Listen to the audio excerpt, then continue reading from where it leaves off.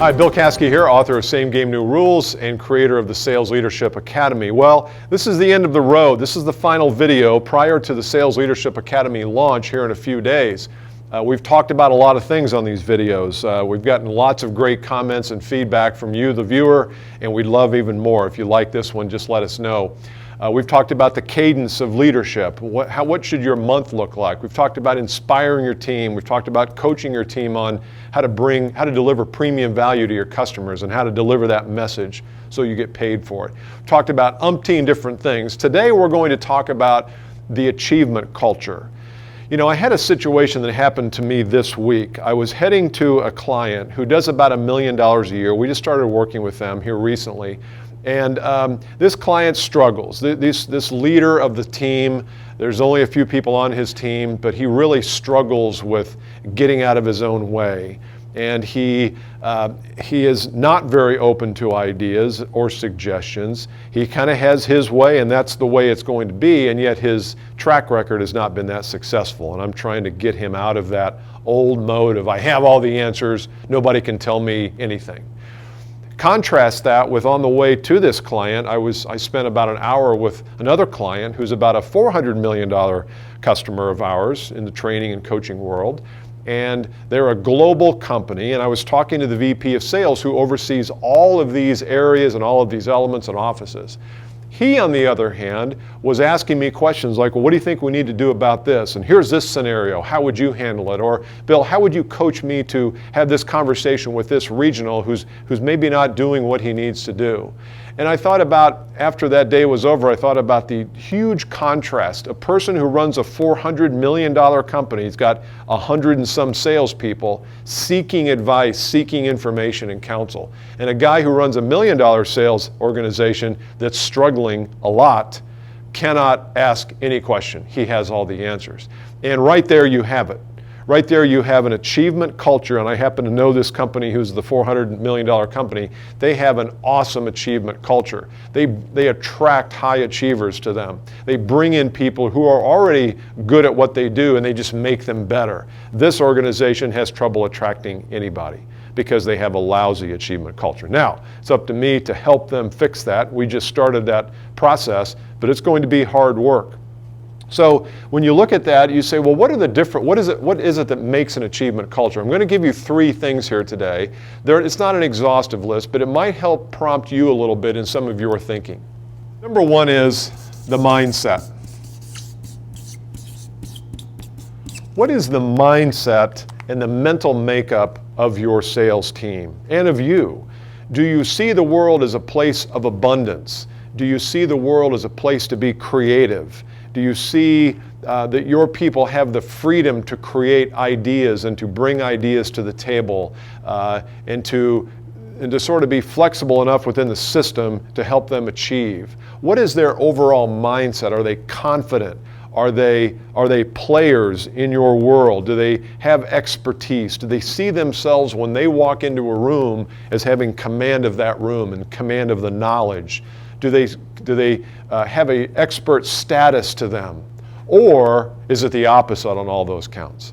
And I think if you look very closely, and you look closely but remove yourself as you're doing so, and look at your team and say, what is our overall mindset? And the company also has a mindset. Is the company mindset one of growth and expansion and allowing people to fail and allowing people to create, or is it one of stifling and contrition and restriction? And what is your mindset? And you might even rate it on a scale of 0 to 10. 0 is we have an awful mindset. 10 is we have an awesome mindset. That's going to start to tell you a little bit about where your culture is. The second thing is best practices. When I go into an organization, a lot of times what I see is there are no best practices written down anywhere. There are none. And I find that interesting because in most organizations you have, let's say out of 10 sales professionals, you have 2 or 3 who are at the top of the heap and are doing very well, and you have 7 or 8 who are doing okay. Maybe 2 or 3 of those are just struggling a lot and probably not going to be there for very long. But you have always have this bell curve. And yet, how often do we sit down with those top achievers and say, what is it you're doing? How do you do what you do? What are your areas of excellence? What are you really good at that you would say is responsible for your success in your business? And then write that down. And so that way then when a new person comes on board, there is a checklist or a best practices list of here's how you need to be in order to be successful in our business. That will provide you an awesome culture, because now the culture is about achievement and excellence and progress. If you have nothing written down somewhere and you have no checklist or no best practices at all, I don't think you have as good of an achievement culture as you could have. And so when you look at your team of 10 and look at your bell curve of people and say, where are they on from the struggling category to the succeeding wildly category, I want you to take those people who are succeeding wildly, start to interview them and ask questions. I have a coaching client in the Midwest here, and one of the things I've asked them to do and they're doing is go out and interview the top salespeople in your organization and ask them some very simple questions like, what is responsible for your success? When you get up every day, what do you do? How do you think about customers when you get ready to go in and see them? And they're starting to assemble a really exhaustive list of what it takes to be successful. If you can give somebody who comes into the organization a roadmap on what it takes to be successful, then that will always level up and raise the achievement culture inside your business. Okay? So best practices, number 2. Number 3 is planning. And I know that often sales leaders have come up through sales, and salespeople aren't always the best planners, and that's being nice about it. I think most salespeople are horrid planners. They're terrible at it. They might be decent goal setters, but in between where you are today and where you want to be, let's just say a year from now, the question is not where you want to be. The question is how you're going to get there. The how is always the most important part of planning. And I don't think we do enough of that. And I think that damages the achievement culture, because you lack confidence when you don't know exactly how you're going to get from A to Z.